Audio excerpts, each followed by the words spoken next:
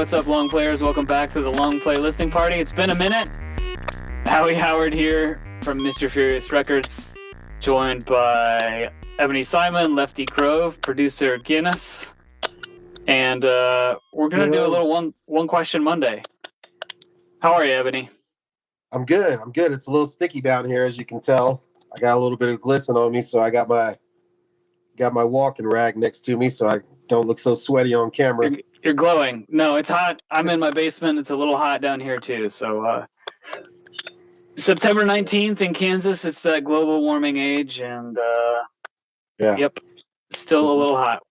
What was it, like 86 today? Usually about this time it's in the 60s, and I'm wearing hoodies on a regular basis. Yeah, it was upper 80s today. It has been. I think there's going to be some rain tonight, maybe, or tomorrow, and cool up a bit, but still only to the 70s, not lower than that.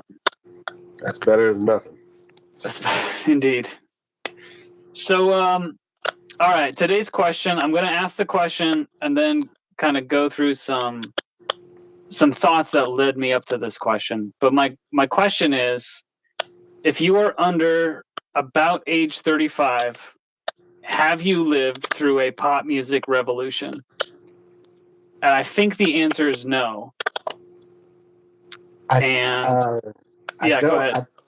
I don't want to fully say no to that, but at my age, I definitely know that I saw more of a musical revolution than someone that's 35 did. I think that's unequivocal. Yeah, like I was in the garage rock revolution. I was already buying my own alcohol legally. Like I was 23 in 2000 when like the Strokes got big, and then you got Interpol, and like actually, funny thing, I would even mention Interpol, but that's like low key probably my favorite band from that whole era. Like those guys, the Hives were really good, but they were kind of, I mean, I don't want to say flash in the pan because they're still touring and they're still doing things. They should put out a new record, yeah. Yeah, and it sounds like the Hives. Yeah, I was gonna say, for what it is really good. You know, like but they're the last. That's the last era that had like a distinct sound where it's like, as soon as you hear "Hate to Say I Told You So," you know it's the Hives. You know, as soon as you hear "Last Night" from the Strokes, you know it's the Strokes. You know, you hear "Untitled" from Interpol, you know exactly who that is. Like they caught lightning in a bottle, like in 2000. And then you had that evolution of garage rock into like the dance rock that kind of came out with like the Rapture and Chick Chick Chick and bands like that. Like all those small little subgenres that came out just because garage rock got big. You know, even to a certain extent, a lot of jam bands. You know, Soundtribe, Sector 9, Medeski, Martin and Wood. All of those bands are kind of, to me at least, I don't know about anyone else, but to me that's all kind of different levels of the same wave of like music revolution from that era, because I didn't hear about any of those bands until like about the blog era, you know, like when you started getting a lot of people turning away from Rolling Stone and Spin Magazine to get their music taste and music choices, and the internet was coming up, and you had Napster and LimeWire, rest in peace. LimeWire. Jesus, how many viruses did I had to get rid of on certain laptops because I wanted to hear one song because of LimeWire, and it took like 6 hours to download it. You know, like the digital digging had just started, and the word of mouth was kind of ending because of the digital digging. So like all of that kind of hit right between like, I'd say 98 and 2002, like a really solid like fulcrum of the shift when it went from word of mouth to digital age. And then you started getting bands that weren't very big that were coming through Lawrence all the time, and like the kind of like the venue hierarchy where it's like, if you weren't already popular, you played the Replay first. And if you could sell out the Replay, or at least get a packed house at the Replay, then they moved you to the Bottleneck. And if you packed the Bottleneck, they'd move you to the Granada. And if you packed the Granada, they'd move you to Liberty Hall. And if you packed Liberty Hall, you had to go to Kansas City. Like, it wasn't just like we're going straight to Kansas City or we're going straight to Bonnaroo or anything back then. It was still a lot of word of mouth, and a lot of like bands that are major now you saw in venues the size of like the Replay, like or the Bottleneck. You know, like a specific example for me, I saw System of a Down open for Incubus on the Science Tour in a 200-person venue that no longer exists in Wichita, Kansas. System was the opener, and all they had was their first album. They had no other songs. They just had the self-titled album, and that's it. And they played it front to back, and it was single-handedly one of the most amazing shows I ever saw in this town. But that was 1998, you know? Yeah. So, like, there was that shift, too. Like, the metal shift and the band shift, too. Like, nu metal died, but certain bands elevated themselves from nu metal at that time too. So Incubus, Deftones, System of a Down kind of redefined metal for like a major label in certain ways. And then you also had Slipknot coming out in like 99. Every Time I Die, bands like that, you know. At the time, he was still kind of culturally relevant, but Marilyn Manson was putting out albums still. So, like, there's this weird mix of everybody getting involved with each other back then from, like, that revolution. And like, the kids that we're talking about, the 35-year-olds or under 35-year-olds, they're 13, 14, you know, 12, 8, 9 years old. Who knows? Right. But they're all... Go ahead. You make a good point, which is like another way to frame this is like, what is the latest musical revolution, pop music revolution? And the one you mentioned, kind of New York rock, Strokes, Interpol, that's later than any of the ones I had noted down. And there, you could make a good argument for that, and you already went like halfway down that road. Yeah. I'll make the counter argument on that one, which is that to me, that was a trend, but it wasn't a revolution. It didn't change everything overnight the way, and this speaks to my age and where I grew up and everything, but like Nirvana in 1991 is like patient zero in my mind for what is a musical revolution. Oh yeah, definitely. If such a thing exists, Nirvana in 1991 is it. The British Invasion would be another, Beatles on Ed Sullivan. Musical revolution. Two British invasions, actually, if you really think about it, because in between Nirvana and like the nu metal revolution and the genre and arena of time of music I'm talking about, you had like Radiohead came out, you had Blur, the full lineup of Mogwai. That was 1995. So like from 90 to like 96, there was this small mini revolution after the big revolution that Nirvana started. And arguably, like, and I hate to say it because I still like them, but in a lot of ways, Nirvana was not even the best band to do it. They were just the most accessible because they did the simplest music at the time. Yeah, and I'm kind of talking about that cultural impact level more than a music. I guess I've been saying musical revolution, but maybe what I mean is more, I guess the term cultural revolution has different meanings in different contexts. But pop culture revolution. And to go through, I don't want to miss, we're celebrating, we just kind of passed the official 50th anniversary of hip hop, but obviously the start of hip hop is a revolution. Yeah. I did pick some other potential. So I think after Nirvana, somewhere in the mid 90s, as hip hop really takes over pop culture, somewhere in there is a revolution. I don't know if we can pinpoint it. Some candidates, I think. I mean, 92 is G-Funk and The Chronic and like West Coast breaking mainstream, right? So like that's a candidate. 95's Outkast at the Source Awards. Southern hip hop has a moment. Candidate, maybe. Yeah. 97, Biggie, Bad Boy, Shiny Suit Era, big time pop crossover with all that. potentially, and somewhere my last candidate potentially. I mean, the last one that I thought of. I might be certainly missing something, but 96 and 97, Timbaland, Missy Elliott, Super Duper Fly, Aaliyah, Genuine. That's another kind of pop crossover. Yeah. I mean, you got to put the Neptunes in there too, like with that era as well. Totally. So by the time like hip hop and R&B, definitely. So somewhere in there. So that gets us. I don't know what date you want to pin to the Neptunes. That gets us to at least 97. So potentially we could say a revolution in 97.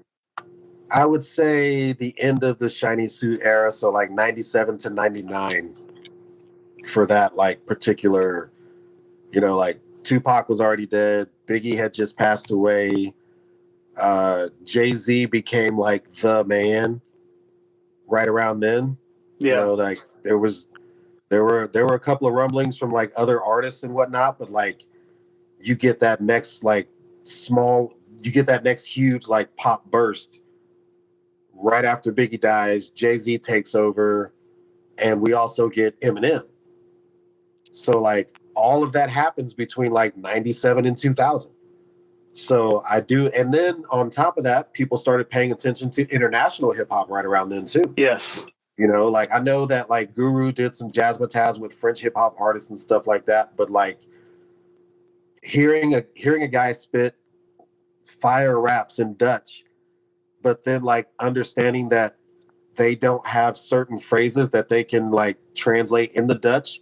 So halfway through the rhyme, you hear a fully American English phrase because there's no way to like make it work in Dutch hip hop, at least in Dutch, the language.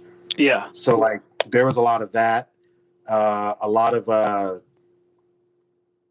British MCs. You get Roots Manuva, you get Tiny Tempa, you get who else? There was a label out of Leeds, England called Low Life Records. They were just doing wildly like dope boom bap hip hop. And then like I go look them up when I finally had the chance to like be on the internet and look them up. And it's like three crazy looking white dudes that are running this label. But like when you understand British culture enough, you understand that like, yeah, they kind of have this idea that everybody's just poor. Like if you're not rich, you're poor, so screw it. There's a whole different class kind of thing over there, yeah. Yeah, and it's all paying homage to American hip hop because it's like this is struggle music. We understand the struggle, so this is what we're doing with it, and this is how we do it. And it was like that simple boom bap stuff you'd hear at the end of the 80s, like before NWA came out with Straight Outta Compton and everything. Like you get that feel to it where it's like they're just paying homage to everybody that came before them. But like in hip hop, there are those three distinct eras. There's like G-Funk to the Source Awards in 95 to the Shiny Suit era. And that's like literally just 10 years, Right. And that's the craziest part about it. It went from like, check out my raps, I'm dope, this is that, to like now everybody peeping out the window when they see me beating up the street to, me and you, your mama and your cousin too, to like, yeah, check me out in my fly Versace wear. Like all that's in 10 years, that's literally 91 to 2000. Like all of that we just kind of spoke on. So pinning down the exact date is not, I think it's interesting, but not like, that's not really my point tonight. But let's say it's by 99, it's happened, right? By the time we're at the point of like global hip hop, the revolution has happened wherever we want to draw the line. Yeah. And I mean, I think I like to put a spin on what you just said and say, by the time 99 came around, the revolution was over. Yeah. We weren't getting conscious rap in 1999. Like that pretty much when Straight Outta Compton got big and then Dre got big after NWA's breakup, we lost most of the conscious rappers. Like in a sense of like not death or anything, but like as something that the mainstream would push as a cause or as something to be promoted, it was gone. Right, being in charge of the narrative, kind of, or being central to the narrative. More, not even necessarily being central to the narrative, but like empowering the poor. Mm. That kind of took a back seat to see how damaged these poor people are. Let's let them talk about how damaged they are and then bring everybody else into their world and not do anything about it, even though practically they're all talking about it would be nice to have some help, even though we can do this ourselves. Like you missed all that by like 92. Like we weren't getting heavily promoted Public Enemy albums back then. We weren't getting heavily promoted like Kool Moe Dee or like Paris or anybody like that. Any sort of Poor Righteous Teachers. We weren't getting that kind of hip hop anymore, where it was like a message that like you can bring yourself up. Like Black empowerment was no longer the MO for a label to make money, I guess is probably the best way to say it. Once they saw that there were many different ways to do and say things when it came to hip hop music, they took the positive part out and just let the negative get promoted. So then, like, when the negative got promoted, it was like, I sell crack, I do this, I do that, which I'm not gonna lie, I love some of that stuff. Some of that music is just dope. Like, sure, yeah. I'm not crapping on anything. I'm just like pointing out one of the things that I've noticed during that decade of hip hop, where like we went from you can do what you want to do, go to school, get an education, if you got to get a job and suck it up, get a job and suck it up. Like we went from that to where we are when it's like I got lots of money, I smoke lots of weed, I sleep with lots of women. Like it was a definite shift change in hip hop when it came to that. So, and if we're saying it happened by 99, I guess what I'm kind of feeling is that nothing like that has happened in music since then, in the last 24 years. And that surprises me. Yeah. Now, I'm not trying to put a negative spin on that, because there's been tons of evolution and people have done all kinds of wonderful things. And there's so much amazing music coming out right now this year. Yep. I'm not, I have no problem with any of this. I'm just surprised, having kind of lived through Nirvana and lived through hip hop becoming mainstream and becoming the number one genre worldwide. It just kind of shocks me a little bit that nothing has come along in the last 24 years with that level of impact. Mainly because now that we do have the internet, a lot of it is digitally based. Like Nirvana was something you had to search out, like you got it on MTV, you got it on the radio, but if you wanted other Nirvana things, you had to like subscribe to whatever label they were going on and like find out what record store had certain things, because there were things they did that came out before Nevermind that you wanted to find, and then it got packaged. It was like, oh, we can do all these things and then keep it kind of rare so we can stretch the money a little bit. Like once the internet became people's main way of like sourcing material and finding things, that era was pretty much destined to kind of die off. I do think that now there's more of a digital version of that going on, but it seems like it's just going viral. So like a snippet of a song will be a movement, but then 2 weeks later, nobody will remember who made that song. Yeah. So it's just a quicker timeline of like movement, but nothing has really like, adhered itself to society like that sea change of hip hop that happened then. And to a lesser extent, that sea change of rock music that happened from Nirvana, Yeah, Nirvana was much more of a, style. And I mean, there was some depth to it, but not.